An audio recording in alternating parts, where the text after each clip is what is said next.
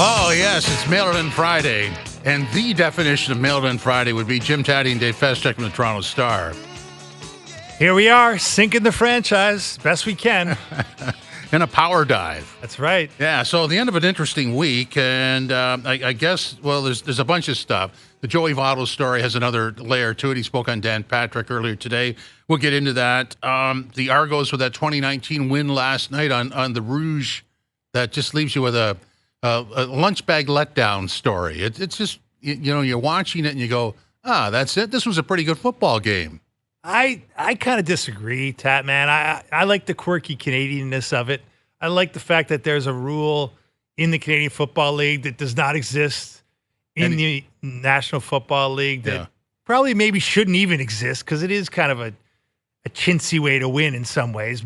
Winning literally on a missed field goal, just kicking it through the end zone. It's kind of antiquated, but I also think it's kind of charming in some way in the way that 3-down football can be.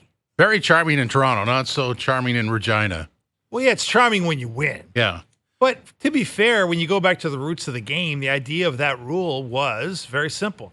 It's to reward you for getting the ball far enough down the field into the opposing zone so that you could kick it through the end zone if you couldn't kick it through the posts, right? Yeah, and there was that wacky timeout that the Riders had called that negated a first down and would have wiped that whole scenario. I'm just a big fan of, because the game was so competitive, the Riders' defense was really good.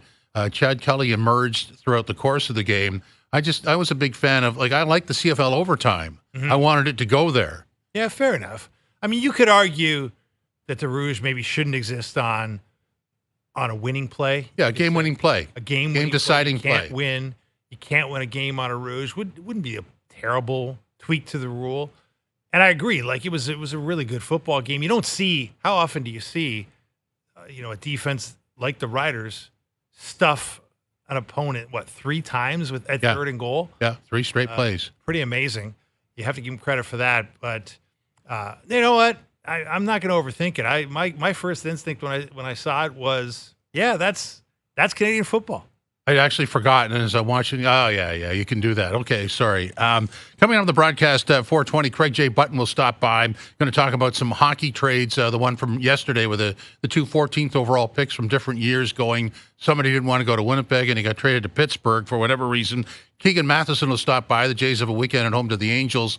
He's from MLB.com. Yes Guy, No Guy at 5:30. At 6:05, Milt Stiegel from the CFL on TSN. And at 6:30, Michael Collins, ESPN golf analyst, as the BMW goes on this weekend, and the final, the FedEx Cup final goes next weekend, and then it's on to the President's Cup. I always like Michael Collins, one of my favorites, former PGA Tour caddy, a real personality out on tour. So let's get back to the Joey Votto thing. It's a pretty good clip taken from the Dan Patrick show, and here's how he's talking about the end, what retirement means to him. What is scarier, not playing well or the fact that you're retired? Or retirement? So I played 17 years with the Cincinnati Reds, and all of them great, and the fans were great. I played well for most of it, and then there was just no interest, no major league interest in the offseason and free agency either. And I reached out to the Toronto Blue Jays, my hometown team, and signed a minor league contract with them. And I got hurt in spring training, and truly, it feels like retirement since last fall. It feels like my last game in Cincinnati was, everything went quiet. There was no interest. When you're not on stage, nobody cares. I wasn't able to perform and compete in front of fans on television, do interviews. Your phone goes cold. Your circle gets really, really small, and it's really felt like retirement over the past 9 months. So I think if you were to ask me after the last day of the season last year, I would have had a much different answer than I do now. But now I'm not quite as afraid because I basically felt like I've retired over the last 9 months. Yeah, that's a good answer. And he's talking about the sounds of silence. So for 17 years, your body is geared to doing a certain thing for 162 games. The off season is there, spring training is there, and then it stops. What do you do? What do you do Well, Joey Votto's not going to have a problem finding something to do. Yeah. If we've learned anything about him in all the years we've observed his career, and it's been like an incredible career. To twice Canada's Athlete of the Year, and you go down the list of all the incredible accolades. The 2010 National League MVP, finished second in the MVP voting in 2017 when he also won the Northern Star Trophy as Canada's Athlete of the Year. I mean, the one thing I've written a few stories about him over the years and talked to teammates and managers and on down the line of people that have worked with him and alongside him. And, he's a multifaceted guy, right? And you saw him on Dan Patrick. It's an incredible interview if you can look it up.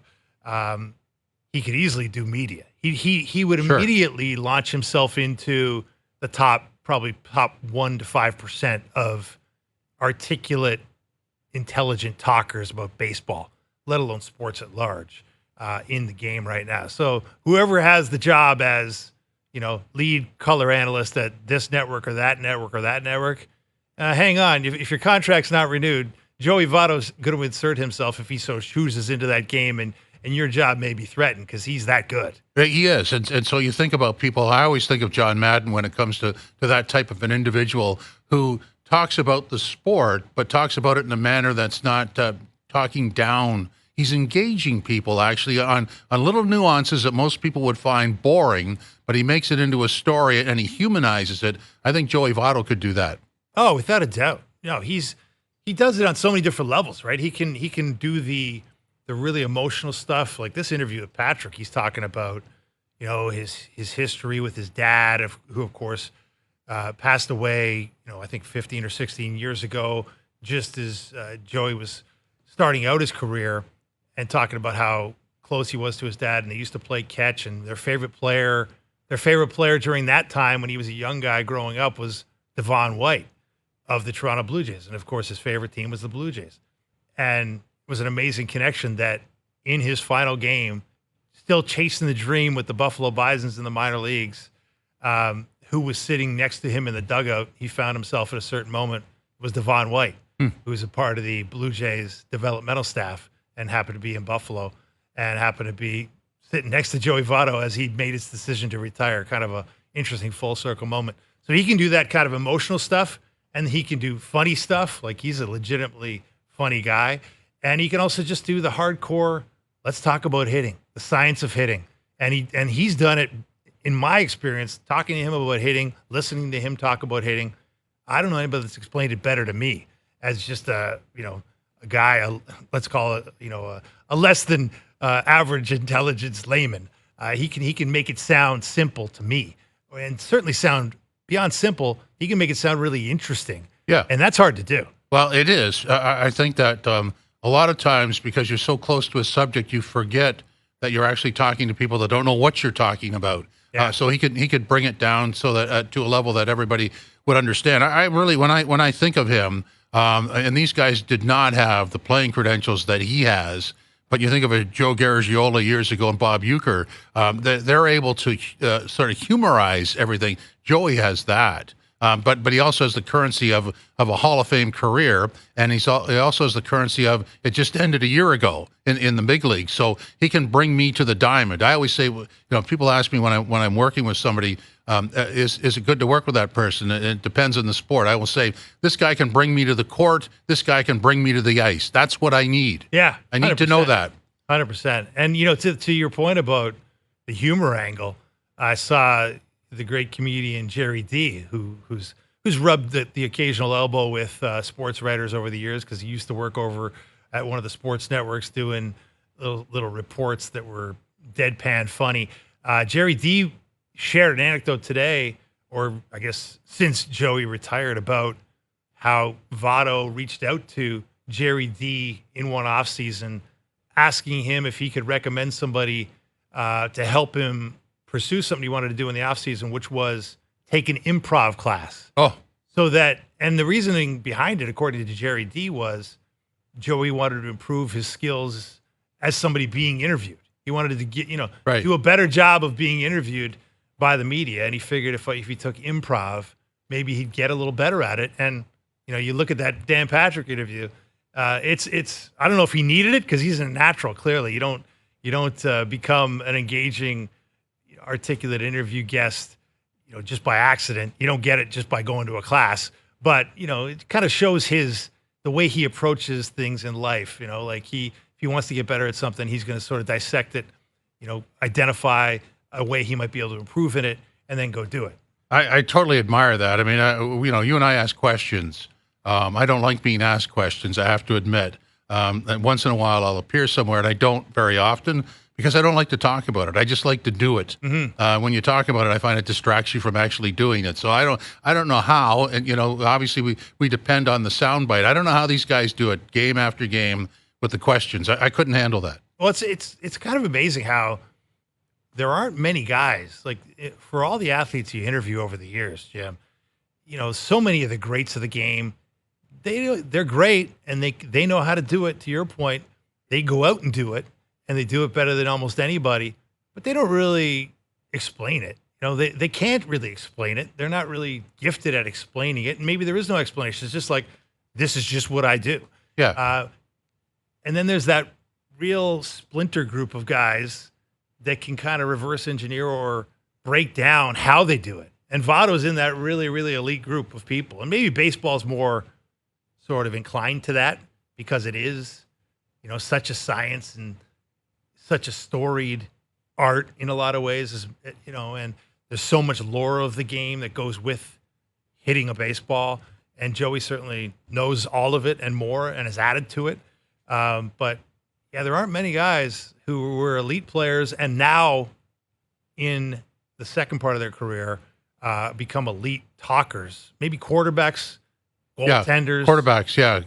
And I'm going to throw this at you. You may disagree or agree with me. I found that when I did a lot of hockey interviews, the guys that would really give you the right answer or the nice answer was the Russian player. Because the Russian player would say defenseman, he wouldn't put a name on it, defenseman put the puck over to the left winger over to right winger. I mean, you could see the play as they're describing it, and I always thought, well, that's an interesting way of doing that. No names. No, but defenseman made a mistake, and they went in and scored. But right away, you could visualize it. Yeah, it's a good way to look at it, for sure. And but yeah, I love listening to Joey Votto talk. So wherever he ends up, and I think who knows if he'll do media. He's an unpredictable guy. I wouldn't want to presume anything about Joey Votto. He could probably go a million different directions. We all know he's made many millions of dollars, so it's not like he's got to go get a job tomorrow. He could probably pursue whatever he wants to pursue at his leisure. But he doesn't seem like a particularly leisurely guy. He seems like he might be the kind of guy who will want to get into something rather quickly, rather than sit around and enjoy the fruits of his so many years at the game. Well, as president and founder of Yes Guy, the radio show, I'm going to offer him a gig. It's not much in it for him, but I could train him for free. Not that he needs any. Yeah. So it's out there, Joey. Yes Guy, the radio show. It's all yours. Free internship. Yeah, that's right. And by the way, it's mailed in Friday, but not really. We've got a breaking situation. Doogie, you want to handle this? All right. Go ahead. Hello, Doogie. All right, guys. We got a trade throughout the NHL. It's been throughout the week. Yeah, and it looks like the San Jose Sharks have acquired Yaroslav Askarov, a 2025 third-round pick, and Nolan Burke from the Predators in exchange for a first-round pick, David Enstrom, and a goaltending prospect in Magnus Krona. Well, so Askarov sweepstakes are concluded. So there's two guys that wanted out this week, and they both got looked after. McGroarty and Askarov. Well, this one I find really interesting because this is Barry Trotz at work, right? Yeah. As the general manager of the Nashville Predators, and you kind of know Barry Trotz to be a pretty cut and dried guy, maybe even cutthroat. And this is a pretty cutthroat trade because, and I haven't analyzed the prospects here, but we do know this much. Here's a young man, Mr. Askarov, who asked to be traded, and from a team that you might say is among the league leaders, if not in the upper echelon of the league in their track record of developing goaltenders. Right. Yeah. This is a kid who's played all of 3 NHL games, spent the last couple of seasons mostly in the AHL. We talked to Marty Biron earlier this week about how at moments in the AHL, he wasn't even an undisputed number 1 in the AHL. He didn't play every game. Yeah. Hey, this is Barry Trotz saying, you want to be traded? How about being traded to the worst team in the league? See how that goes for you. Yeah, enjoy. What they don't say is, it says for a 2025 first-round pick, don't know if it has to be their pick, but that could be a pretty good pick because San Jose's not expected to do much. So That's a really good pick. yeah. All this comes, by the way, from reporter Chris Johnston. Now, if that's we got to figure that one out. Is that San Jose's pick? Because if that's San Jose's pick, first of all, what is San Jose doing? I don't know. Trading away first-round picks at their state of development. Anything you want to add, Doogie? No? Okay. We have enough time to squeeze this in. This is, the strike zone. We'll go back to baseball for this. Jays 1-5-3 over the Angels last night. Continue on against the Angels tonight. The Ernie Clement home run is eye high in terms of the pitch he hits. Can we see that? If you see it from the side, I mean, it's eye level, and he just look at the boom, side. look at that, and he's way ahead of it. Wow. I mean, I don't know if the catcher was going to catch that. It was so high. And that brought Vladdy Sr. memories back because, you talk about the great bad ball hitters of all time. Right. Vladdy Sr., the Hall of Famer, was a legendary bad ball hitter. And of course, we were looking it up. Doogie was looking it up, and it was apparently the second highest pitch ever hit for a home run in the pitch tracking era. Really? Which unfortunately does not include the career of Vladdy Guerrero Sr. Who has the highest pitch? It was Kyle Higashioka. Yeah. And how high was it? I may have butchered the pronunciation of Higashiota's name. It was just a little, it was like a fraction of an inch higher. But that one, the one he hit, the one that was slightly higher than the one Ernie Clement hit, was a lob ball pitch by a position player brought in late in the game. And it was 35 miles an hour. Yeah.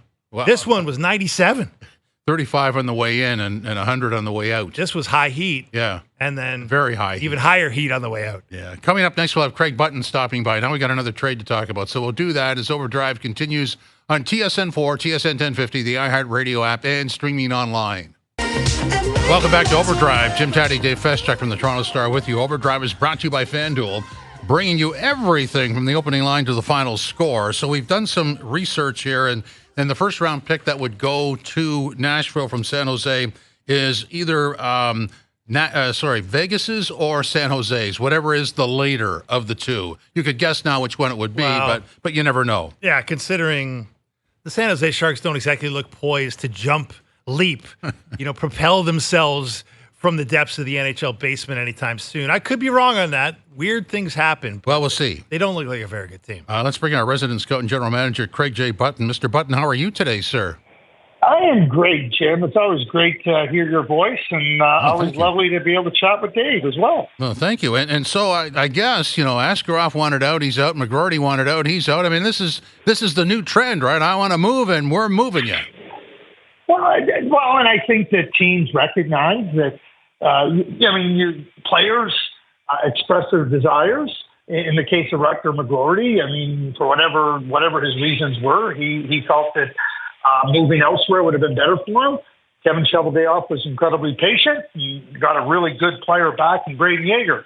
When the Nashville Predators signed Juuse Saros to the long-term contract, the writing was on the wall for Yaroslav Askarov. And I think for Yaroslav, it's a situation where he says, hey, I'm just not prepared to go down this path. You've committed to somebody. I think Barry Trotz acknowledges that with this trade. And to that point, and now the San Jose Sharks are getting a goaltender that's 22 years of age, who's performed very well in the American Hockey League. And as I continue to watch how Mike Grier is building his team, and to your point, Dave, it's not going to happen overnight. They're still a team very much in its infancy of building a competitive group.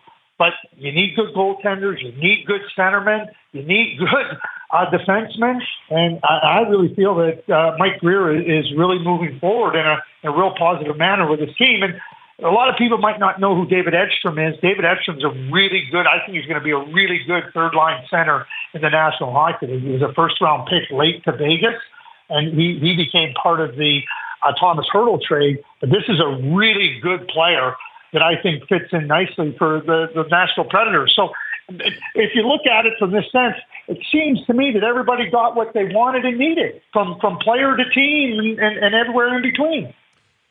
So going to Leafland, Craig, which we love to do here, there's a player that sort of fits this bill of, restricted free agent in Nick Robertson, who is, clearly not happy in Toronto. He's expressed that to reporters during the season that just came and went. He apparently has requested he be traded in the offseason. Played 56 games with the Leafs. We know one thing, Nick Robertson can score when he gets a chance. There's been questions about the rest of his game in Toronto, which is why he hasn't got a chance as much as he'd like. What do you make of Robertson and how the Leafs might proceed with this young man? Oh, first with Nick, I mean, I think that everything you point out, he's got offensive capabilities. He's shown a penchant for being able to produce offensively when given the opportunity. And certainly, Nick probably believes, hey, listen, you know what? I want more of an opportunity. I want more ice time to show that I can be even more productive. And you understand that. From the team point of view, it comes down to, okay, what do you place? What value do you place on that player with respect to not only your own organization, but also if you're going to trade him? And the player may feel, oh boy, you know what? They're squeezing me. I don't feel like there's a place for me. The organization might be saying, hey, listen, we will have a place for you. And the player goes, well, trade me. And a lot of times, Dave and Jim, as you know, you're working with the agent. The agent is trying to gauge interest around the league in Nick Robertson. And then you're trying to figure out, okay, what's the value vis-a-vis keeping him, vis-a-vis trading him. And that, to me, is where I think there might be a little bit of a roadblock right now for both player and the Toronto Maple Leafs. And, Nick is still young. And as you point out, he's an RFA. But you're always, I think you're always, not always, you're going to run into these types of situations with young players. Young players are not ready to sit back and go, I'll just wait my turn. They believe in themselves. They have immense confidence, and they want the opportunity. And it's not like it was 15, 20 years ago and further back where bide your time, you'll get your opportunity. And there was no real place for you to go anyway. Now there is for the players, and the players are not afraid to voice that. And as we saw in this trade with Rutger McGroarty for Braden Yeager, Yaroslav Askarov for David Edstrom, we start to see that these roadblocks can be busted up. If there's interest from other teams outside of the current one that has the right to the player. Craig, in the last 10 days, we had 2 offer sheets. The Oilers said no. St. Louis got 2 players. There are 4 or 5 really premium RFAs out there. Very few teams have the salary cap room to deal with them. But why do you think Swayman, Sider, Raymond, and Jarvis are still out there? Shouldn't they be signed by now? Well, I think it comes down, Jim, to this. To answer your question, yeah, you would think they would. Usually what happens in these cases is that you have players that have performed to a real high level. I mean, let's just look at Matty Beniers, who just signed a long-term contract with the Seattle Kraken. So if you're Seth Jarvis, you're going, wait a second here. I should at least be getting that. And maybe Carolina's in a different place with Seth Jarvis. Jeremy Swayman, I mean, he is their goaltender of the future, and forget about he's their goaltender of the present because they traded Linus Ullmark. Trying to find that balance of term and dollars. I think that's what we see. It's not that we don't believe that they should be signed, but sometimes trying to, as you get closer to the regular to the season beginning and players getting ready to get themselves in the camp, teams trying to get their rosters formed. I think that this is when you start to see some negotiations go to the next steps and players get signed. But to your point, Jim, you're right. They should be. Well, you would think they should be signed. Do I think they will be? Yes. And you're right. Teams don't have salary cap room, I don't believe, to really make a material approach to these players with respect to an offer sheet. A few days in the past, Craig, but interested in getting your take on the move that the Montreal Canadiens made to acquire Patrik Laine. Seems like a lot of optimism that this could work out well for the Canadiens. Just a 2-year commitment to Laine, who's obviously coming off some some real career troubles with various injuries and a stint in the player assistance program. What do you make of this from Montreal? I think it's a risk well worth taking. To your point, it's a 2-year deal. And Montreal, who was 26th in the league last year in goal scoring, and, when you add more goals, Kirby Dach, a healthy Kirby Dach, and Patrik Laine can find his form. And I don't necessarily feel that Patrik Laine for Montreal right now has to be a 50-goal scorer. But if he can find 35 goals in there right now and try to show that he can really be more of a game breaker and take some of the pressure off of Caulfield and Suzuki, then I think that's a risk worth taking. One of the things that Jeff Gorton and Kent Hughes have really emphasized is when the timing's right, we will make moves. And they've managed their salary cap. They've got their young players under contract long term. And now what you're trying to look at is how do you position your team to take some really good, I don't know if significant is the right word, but some strong steps forward. I don't think Montreal's a playoff team, but I think they want to put themselves into the group of teams 18, 19 to 22, 23 and not be stuck in that 28, 29 area. And that, to me, would represent a real good step forward for the Montreal Canadiens. And I think that's what they're looking at trying to get with the addition of Patrik Laine. Greg, I want to circle back to Nashville and Barry Trotz. A lot of people might think that Nashville's all in. They added some big names in the offseason, but this acquisition of a first-round pick, they now have 3 in the first round in 2025, 2 in the second, 5 picks in the first, 64 players selected. I mean, they're able to go for it now and build for the future. That's a nice job, isn't it? It is a nice job, Jim. I think those picks are what I would call currency. Listen, those picks in the 25 draft, where they're going to be for the most part, those picks might help you in 29 or 30 if everything works out right and in the right direction. I don't think those picks are necessarily going to be used for players. I think that's currency for them at the trade deadline, prior to the trade deadline. I don't think they've made any secrets that they want to push ahead, that they want to be a team that's taken seriously as a contender. And I see those picks being used to acquire players that strengthen their team heading into the playoffs. A little bit of a buzz on social media the last couple of days, Craig, with Anthony Duclair, who recently signed a deal to play for the Islanders, and then posted a picture on social media of his hair in the sink after a haircut, braids, and a little teardrop emoji beside it, because of course he's now got to abide, I think he assumes, by Lou's rules. The 80-something-year-old president of hockey operations of the New York Islanders, Craig, and his very strict grooming policies that he's always had him in Toronto, had him in New Jersey, and apparently still has him with the Isle. What do you make of this stuff? I mean, I think that Lou has a belief in certain things that he feels are important to the team. I don't think he hides. I don't think there's any secret about it. I mean, Anthony Duclair's had short hair before. He's had braids and everything, and you get your hair cut. And, there could be a certain nostalgia and remembrance of what it meant to you at that point in time in your life. But I don't see it as anything nefarious or negative by Lou Lamoriello.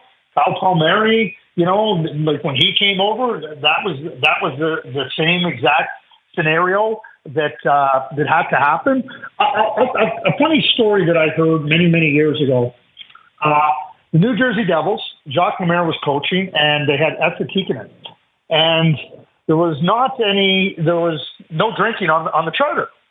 And Esa Tikkanen I believe he was complaining to Randy McKay about how come there's not any drinking allowed on the charter. He goes, well, those are the rules. He goes, well, I've won so many Stanley Cups. And Randy McKay goes, well, great, go ask the guy in the back who's coaching who's won 8. So players, people, like that, there's no secret that Lou says, this is what I believe in and this is what I'm going to do, right? What I would say is, Anthony Duclair is a solid person. I've known him since he was 15 years of age.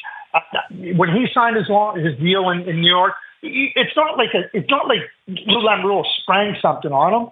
You know that the players are all aware of what happens, not what happens, but how Lou wants to run things, and that's what it is. And I think that it's what I would really say. It's really much ado about nothing to me.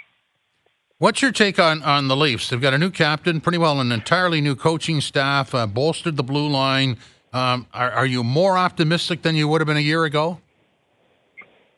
Yeah, I am. I really am, and that might come as a surprise to hear that. I mean, Chris Tanev is a really good player, and Chris Tanev, in and of himself, is not just a good player. He helps players that he plays with be better. He helps defense core be better. He helps penalty killing be better. He helps teams be better, and that's significant. Sheldon Keefe did really good work with the Toronto Maple Leafs in the regular season. We all know the stumbles and the shortcomings that they experienced during the playoff run. So that leads to change. Brad Treliving comes in, he evaluates the team. I think that there's also a maturity in the group. And I watch Austin Matthews play now, and I see a complete player. I'm a voter. And one of my, I'm not going to call it a hard and fast rules, but it's a rule that I have when I'm voting for the Selke Trophy, that you got to kill penalties as a forward to be in the Selke Trophy conversation. Mm-hmm. Austin Matthews is an exception to that rule. You know, to me, he is such a superb two-way player, and I voted for him behind Barkov because I think he's that good. I think the way you want, he has sacrificed nothing in his goal scoring or offense to become a better defensive player, a better, well-rounded player. And the way you want your team to play is to dig in all those other areas that aren't reflected in the big spotlight. And I think that Austin now becoming the captain, having the support of John Tavares and Morgan Riley, I think that is the right timing, as well as having a new coach where that relationship can be built, that being Craig Berube. I like what Bobby McMahon brought to the team last year. We all see what Matthew Nyes can do. I think that they're rounding into a form that I think that they understand how we're moving to try to be more competitive in the playoffs. I think they have the biggest part of the equation that teams are always looking for is that star power. Now they need to add, and I keep going back to the Detroit Red Wings. They had Fedorov, they had Lidstrom, they had Yzerman, they had these top players, but it was Draper and Maltby and Lapointe and McGroarty. Those are the players that were able to take them and push them over the top. And I think that Brad Treliving is trying to do that. And with looking how the blue line is constructed, how the forward group is being constructed, I think there's optimism. For me, I see reason for optimism with the Leafs, not in the regular season. That's a given. I think in the playoffs. Craig, the Matthews captaincy, obviously a long time coming. Not a huge surprise that it actually happened. The other side of it, John Tavares, clearly on the back nine of the career, maybe, who knows, 16th, 17th, 18th hole, we're not sure. How do you think that sort of affects a guy? We know clearly wasn't his idea. We know he handled it with the predictable grace that he handles everything when it comes to his profession. But it's a reality check. It's a slice of humble pie, whatever you want to call it. How do you think it affects Tavares and the dynamic in the room surrounding that? I'm gonna maybe be a little bit more what I would call celebratory towards John Tavares in this regard. It's never comfortable to have these types of conversations with somebody who, as a person, not only represents himself, but represents his team in fabulous fashion. That's number one. Number two is that John Tavares has been a very good player in this league from the day he entered the league. And certainly, he can't do the same things he did early on in his career, but he still exhibits those qualities of determination and diligence and purpose and sacrifice that you want in your team. And recognizing where you're at in your career, recognizing what it can mean for your team, I think it speaks to how selfless John Tavares has been. And, maybe people call me naive. I don't think it's going to affect John Tavares negatively. I think John Tavares is interested in doing what's best for the team and trying to, in whatever way he can, the way he embraces people, the way he embraces, the disciplines of really good, strong play and trying to keep it over a long period of time. I think that's what John's about, and I think he demonstrated that over his career. It's not easy days. It's for what he was being asked to do, but. And even John talked about it. He said, yeah, we talked about it, we broached it, we talked it, we just. It wasn't like they came to him and they said that this is how it's going to be.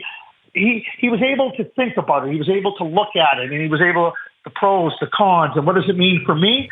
I think that John reconciled that long before, maybe not long before, but before they named Austin Matthews captain. And I don't think it'll impede John Tavares, and I don't think it'll impede anybody on the team, the locker room, or the team overall.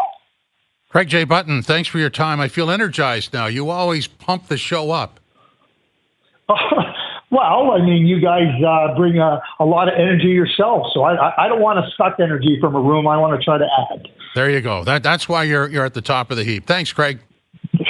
Thank you, guys. All right, Craig J. Button joining us on Mail It In Friday. What else did I want to say? Oh, Bruins icon Zdeno Chara is going to compete in the Ironman Triathlon World Championships. I would like to see that. Kona, Hawaii, Ironman Worlds for Zdeno Chara. Isn't that something? Yeah. Well, we know he was a relentless competitor on the ice.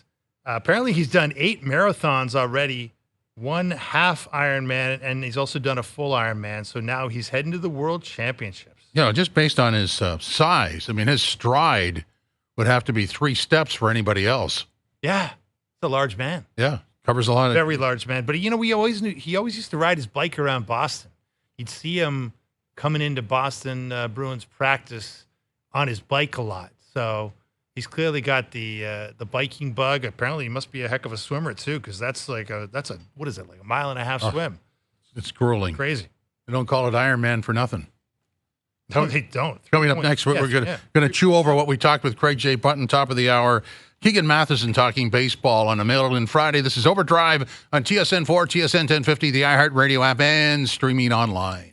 Mail It In Friday. Jim Tatti and Dave Feschuk from the Toronto Star mailing it in. Mail It In Fridays is brought to you by Boston Pizza, Canada's favorite sports bar. BP is serving fish bowls and ice cold pints on the patio all summer long. So grab your sunscreen. Let's have ourselves a weekend. The Boston Pizza patio is calling. Hello, Dave. It's calling you, Dave. I can hear it. Yeah. It's a good place to be. So former OHL goaltending prospect Keanu Reeves signed a one-day contract with the Spits today. And I guess that's why he was so good in The Matrix, former goaltender. I mean, you say, that is kind of a shocking way to describe Keanu Reeves. There he is. But Keanu Reeves, former OHL goaltending prospect, and also the pride of North Toronto Arena. The guy used to play house league hockey, AA hockey, I believe, as well, at the North Toronto Arena. So, and here's what you should know about what he's signing items that'll be auctioned off with 100% of the proceeds going to Canadian Mental Health Association. So it's not, I think the contract might be one of them. There's a jersey, all kinds of stuff. So that's something to check out. Yeah. This guy is a big star, right? I was looking it up. He's in the top, 75 of all-time actors in terms of total career box office gross. Wow. I didn't, I might have been sleeping through some of his big hits, but I guess when you look at the Speed franchise, to your point, the Matrix franchise, Bill and Ted's Excellent Adventure, which was an old school hit. He's had a lot of big ones. John Wick, right? That's right, though. John Wick, too. Yeah. Yeah, but that's TV, but I'm sure it's still making a good buck for him.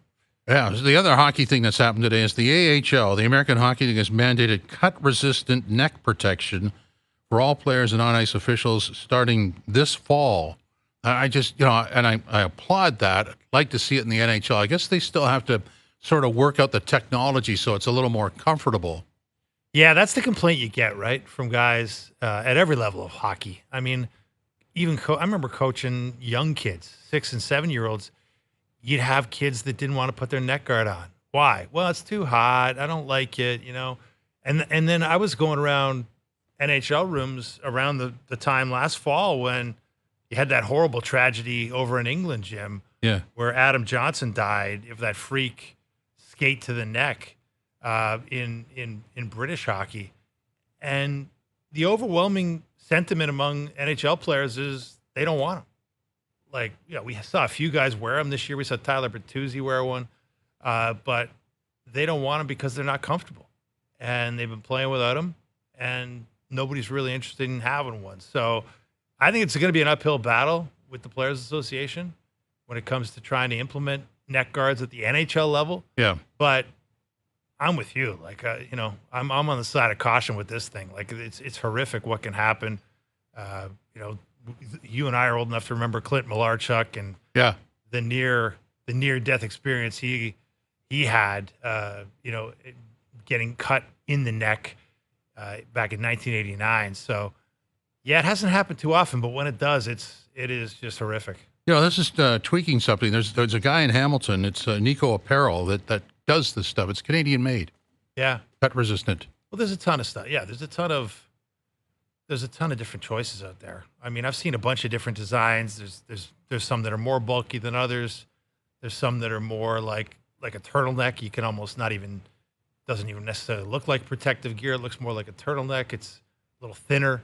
So I think there's choices for guys, but ultimately the guys have to make the choice unless it's yeah. And fortunately, it doesn't happen very often, but once is enough because there's without taking my medical degree, there are veins and arteries in the body that are if you cut them, that's life-threatening. And I mean, let's be honest here. We never really talk about this. Those skates are razor blades. Yeah, you're right. It's scary. You don't even like thinking about it. Like, it kind of gives me the creeps to think about it, right? But the thing is, I mean, the game is so fast. I mean, you're at games, I'm at games, and every once in a while you'll see that leg come up on an inadvertent hit, an awkward hit, and I mean that's a weapon. That skate is a weapon.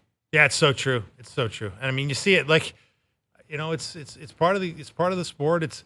I know I've covered that short track speed skating where they wear those long blades that are super sharp, and you ask about that. Like, a lot of those speed suits, they have Kevlar cutouts that sort of patch the most vulnerable parts of your body, where you have the veins you talk about, the arteries you talk about. That if you were to get a cut there, you'd be if you didn't have a paramedic on site very quickly, it could be a bad situation.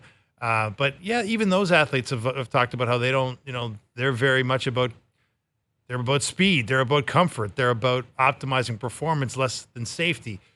Sometimes you got to protect the athletes from themselves, right? Because they're not necessarily thinking about the long-term implications of what can happen when disaster strikes. At that speed, I mean, at the best of times, there are no brakes on skates, so I think we're very fortunate to be where we are, and it's a good move that there is cut-resistant material on its way. Yeah, without a doubt. Just looking at the BMW Championship leaderboard, Adam Scott lights out 9 under today, sits at 13 under with the lead. Keegan Bradley, 3 under today, 9 under. Taylor Pendrith, 7 under today, and 7 under for the tournament. Is he done? Yeah, he's done today. So he's in pretty good shape. Really good round. 65 today for Pendrith. Yeah. Vaulted himself up the leaderboard. He's gonna move through. He's doing really well. Where's Connors? Connors with a 70 today, so he's right up there. He's at -6. Yeah, this is for the tournament, of course. Then you've got the FedEx Cup standings. Yeah, and Connors is well on his way to advancing to the next round.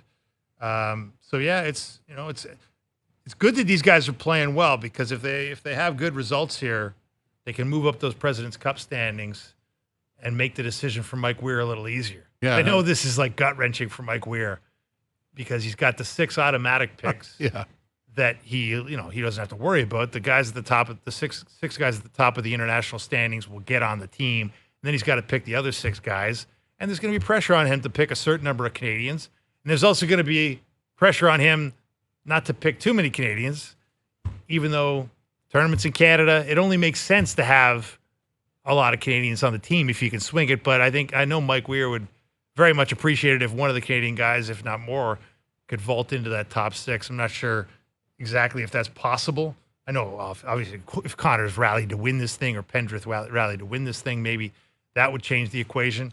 But it would certainly be helpful. Rory, 100 today, 300 for the tournament. Coming up in hour number 2, who do we have here? We're going to have Keegan Matheson, top of the hour, talking about Major League Baseball as the Jays continue on against the Angels. His Overdrive continues on TSN 4, TSN 1050, the iHeartRadio app, and streaming online.